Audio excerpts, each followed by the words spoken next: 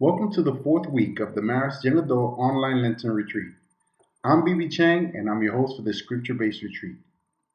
If you've been joining us each week, then you know that our retreat focuses on the Sunday Gospel and a reflection prepared by a member of the Marist family. After the reflection, some questions and a suggested action are presented for you to consider. This week's reflection is being offered by Juan Antonio Solis, a student at Georgetown University and a graduate of St. Joseph Academy in Brownsville, Texas. Last week, Sarah Rakowskis reminded us of the importance of quenching our thirst for spiritual nourishment. In reflecting upon the story of Jesus and the woman at the well, Sarah pointed out that once we have been nourished by the living water, we must then be the living water, the face of God, for others. As you enter into this time of retreat, take a moment to quiet yourself and recall one way in which you have been the living water for someone this week. Take a deep breath and give thanks to God. Breathe out anything that might be worrying you. Breathe in a sense of peace. And listen to what God is saying to you as you pray the following prayer.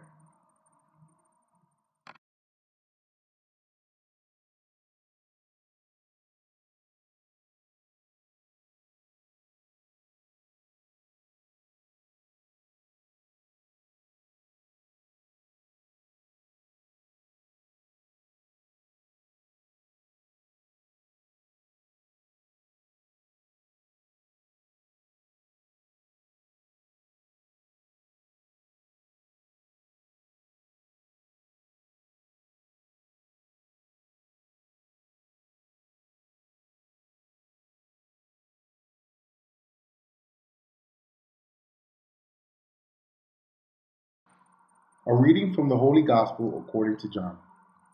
As Jesus passed by, he saw a man blind from birth. He spat on the ground and made clay with the saliva, and smeared the clay on his eyes, and said to him, "Go wash in the pool of Siloam," which means sent. So he went and washed, and came back able to see. His neighbors and those who had seen him earlier as a beggar said, "Isn't this the one who used to sit and beg?" Some said, "It is." But others said, "No, he just looks like him." He said, "I am." They brought the one who was once blind to the Pharisees.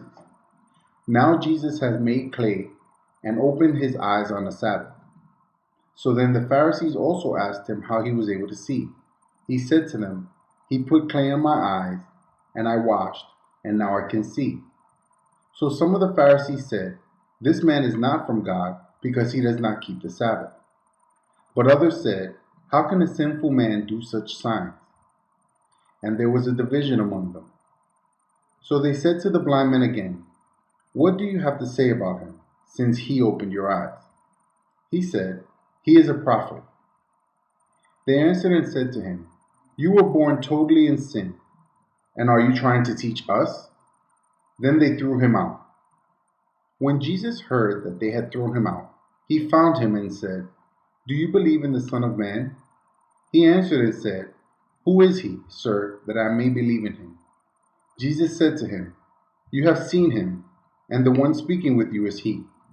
He said, "I do believe, Lord," and he worshipped him. Hello, everyone. For those of you who may not know me, my name is Juan Antonio Solis, and I graduated last year from St. Joseph Academy in Brownsville, Texas, and I'm currently a student at Georgetown University in Washington, D.C. So I'm here today to sort of break down this week's gospel, see what it may mean, and see how we can apply it to our own lives, especially in this season of Lent. So this week we heard in the Gospel of John the story of Jesus healing the man born blind. When I first read the gospel, I thought that it was just another miracle story, and I really didn't see how it applied to the season of Lent. But once I read it a couple more times and I put it into that scope of Lent, it made a lot more sense. And I saw how this gospel in particular really envelops everything about the season of Lent. And so, sort of to recap what happened in the gospel, Jesus encountered a man who was born blind. He had been blind all his life, and Jesus told him to go wash his eyes at a pool that was nearby. And after he washed his eyes, he was able to gain his vision for the first time. And so we'll go back to that and see how, what that means in the season of Lent. But first, I wanted to talk about the season of Lent in general. And I think it's important to realize that Lent is a time of sacrifice and renewal. Um, but why is it a time of sacrifice and renewal? The Catholic Church has several seasons throughout the year that are meant to prepare us for different occasions. For example, Advent is a time to is preparation for the coming of Christ, and likewise Lent is a time of sacrifice and self renewal, because it's a time for us to realize that we're in a state of darkness, in a state of sin, but we want to reach a place that has light. And in the story, the blind man, he was in darkness because he couldn't see. But once he was able to see, it changed his world, and he was able to be in the light. But how was he able to gain his vision? And it was through Christ working, telling him to do something. And it's important to note that in the story, Jesus says, "As long as I am in the world, I am the light of the world." And so Lent is also a time where we must acknowledge the role that Jesus Christ plays in the world, um, plays in our relationships with others, and to embrace that belief, because the only way that Jesus Christ is going to remain in the world is through our actions. And so that's where we come in. Um, and that also ties back to Saint Marcellin's message of making Jesus Christ known and loved. He taught his disciples that through their actions they would make Jesus Christ known and loved to others. And that's a thought to keep in mind while we're in Lent. Are we making Jesus Christ known and loved by the way we think of and treat others? So I wanted to talk next about the theme of blindness. So this is more of a symbolic than an actual physical blindness. Um, and it's a blindness that has to do with us being unaware of Jesus Christ working through others, working through us because of the many distractions in our lives, whether it's, working too hard or gluing ourselves to our phones and computers all day. And these distractions, although we may not notice at first, do take a toll on our relationships with others and as a result with Jesus.